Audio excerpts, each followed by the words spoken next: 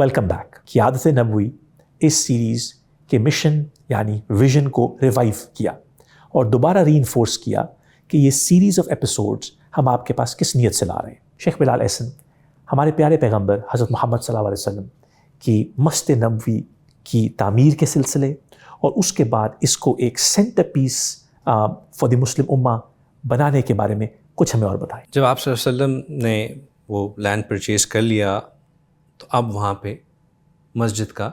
تعمیر کا کام شروع ہو گیا. یہ کوئی فینسی مسجد نہیں تھی، سمپل مسلمانوں کی سمپل مسجد تھی. مسجد کے تعمیر کے لیے پہلے زمین کو ہموار کیا گیا، کھجور کے تنوں سے اس کے پلرز بنائے گئے اور کھجور کے ہی جو پتے ہوتے ہیں ان سے اس کی چھت ڈالی گئی اور اس کے ساتھ کچھ دیواروں کی تعمیر کی گئی اور ساتھ ہی آپ صلی اللہ علیہ وسلم کی رہائش کے لیے کمرے بنائے گئے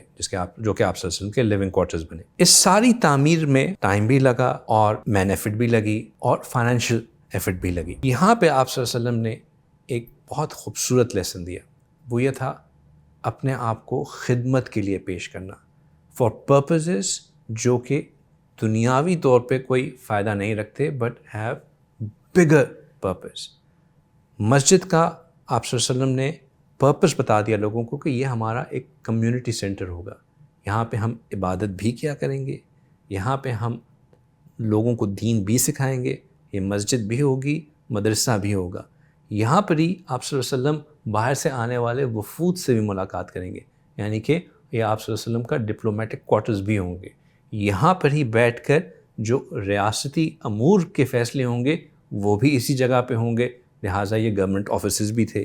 یہاں پر ہی لوگوں کی جو زندگی کے عام ڈے ٹو ڈے زندگی کے جو سیلیبریشنز ہیں ان کو بھی یہاں کیا جائے گا، نکاح بھی یہیں پڑھوایا جائے گا، کسی کی کوئی دعوت ہے وہ بھی انہی کوارٹرز میں کی جائے گی، یعنی کہ ایک ٹرو کمیونٹی سینٹر ہوگا. اور اب کیونکہ ایک ایسے ٹرو کمیونٹی سینٹر کو ڈیولپ کیا جا رہا تھا لہٰذا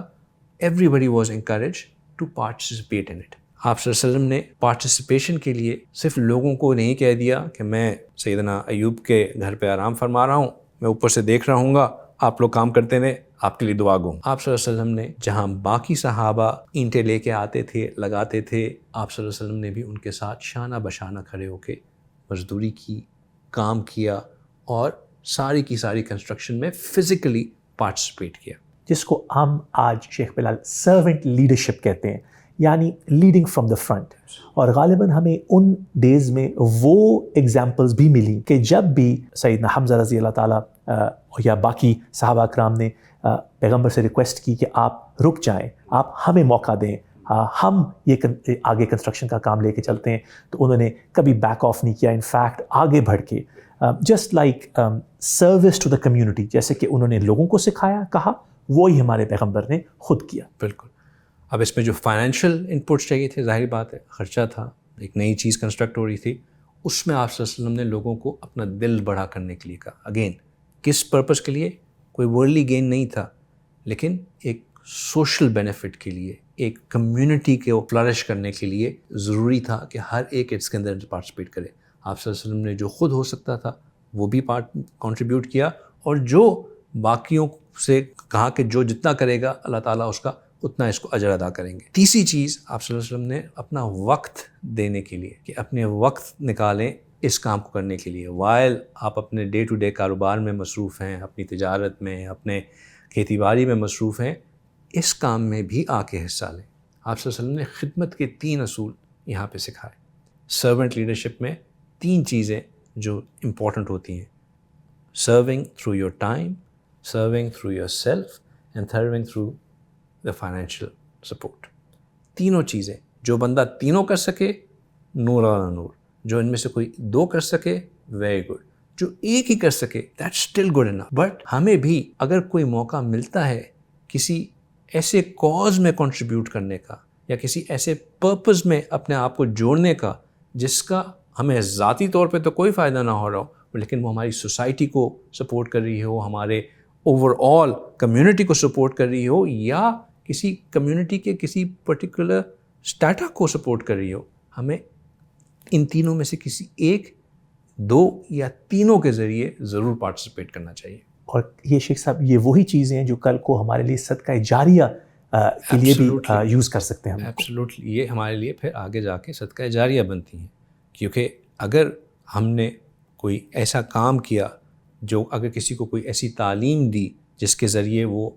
نیکی کرتا ہے, اچھے کام کرتا ہے, یا کسی کے لیے کوئی ایسی چیز چھوڑی جو کہ اس کمیونٹی کو سرو کرتی ہے, کوئی مسجد بنائی, کوئی کنواں بنایا, کوئی ایسا اور کام کیا, یا ہماری اولاد ہم سے نیکی سیکھتی ہے, تو یہ ایک کنٹینیوس, یہ نیور اینڈنگ جو ہے نا سائیکل آف لائف ہے, جو کہ جس کا اجر جو اس سے سیکھے گا وہ ہمیں اس کا اجر ملتا چلا جائے گا. شیخ بلال, آپ یہ بتائیے کہ اب مسجد کی تعمیر اپنی فرویشن یعنی اپنی کمپلیشن کو پہنچ رہی, اور ہمیں یہ بھی پتہ ہے کہ مسجد نبوی کی تعمیر کے اندر اور اس کے ارد گرد ہونے والے معاملات کے ساتھ ہمارے پیارے پیغمبر حضرت محمد صلی اللہ علیہ وسلم ہمیں بار بار وہ لیسنز سکھا رہے تھے, جو ان کے ارد گرد لوگ اب مسلمان ہو رہے تھے, یعنی امت کے فولڈ میں آ رہے تھے, ان کو وہ servant leadership, participative leadership, democratic leadership کی انڈرسٹینڈنگ ہوتی جا رہی تھی. اور آبویسلی اس کے ساتھ ساتھ چیلنجز بھی درپیش تھے. یثرب مدینہ منورہ کے ایریا میں اس وقت جو ٹرائبز جو بہت سالوں سے وہاں پر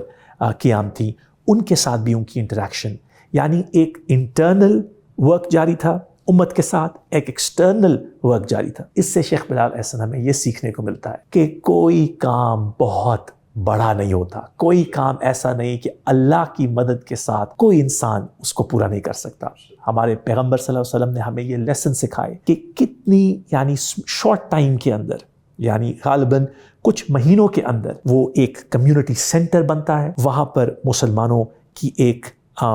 فوکل پوائنٹ, یعنی ایک ایسی انوائرمنٹ جہاں پہ سیکھنے سکھانے کا کام شروع ہوتا ہے. ہمیں پتہ ہے کہ جہاں پہ ہمارے پیارے پیغمبر کے جو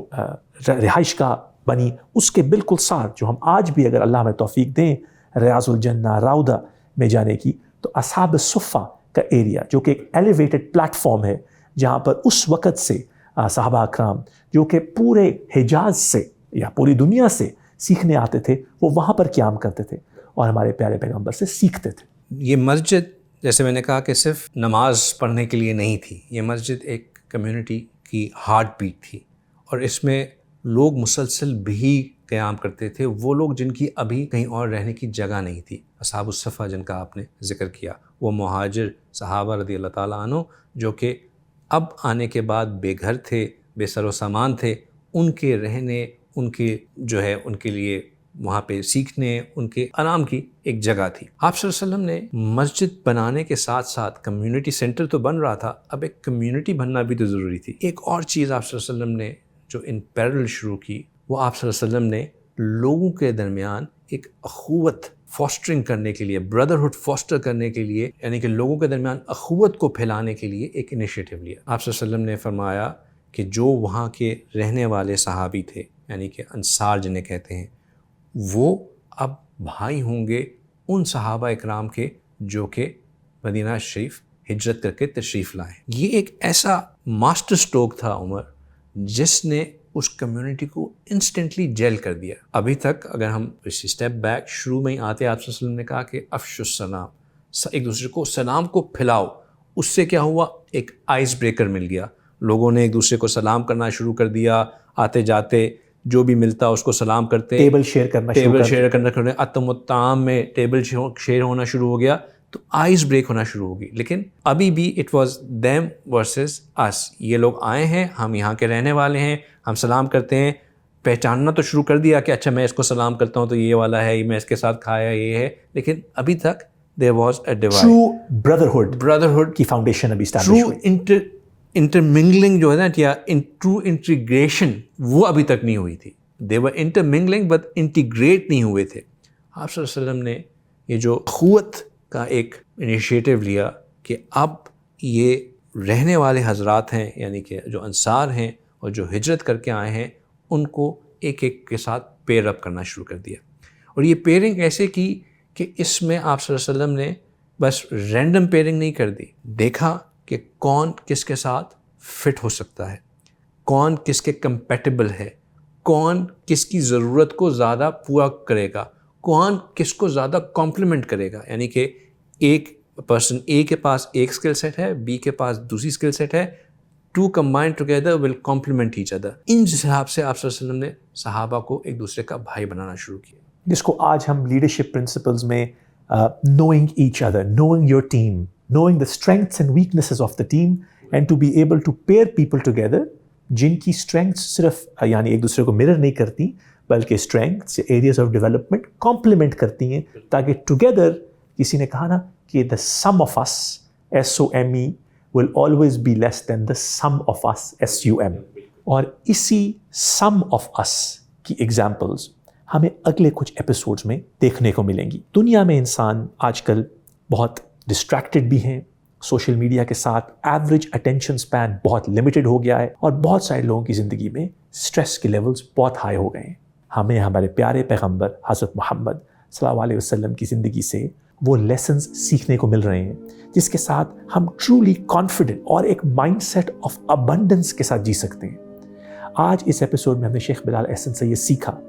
कि कोई भी प्रोजेक्ट, कोई भी इनिशिएटिव जिसको आप स्टार्ट करें, जिसके अंदर आप अपनी नीयत साफ रखें और उसी नीयत के इर्द गिर्द अपने मिशन और विजन को क्लियर रखें, तो अल्लाह ताला उस मामले में तो बरकत डालते ही डालते हैं, बल्कि वो मामला आपके लिए यौम हशर के दिन अजर का सबब भी बनेगा। आगे आने वाले एपिसोड्स में हम इसी क़ियादत नबवी को, इसी सीरत नबी को और डिटेल में डिस्कस करेंगे। अस्सलाम वालेकुम।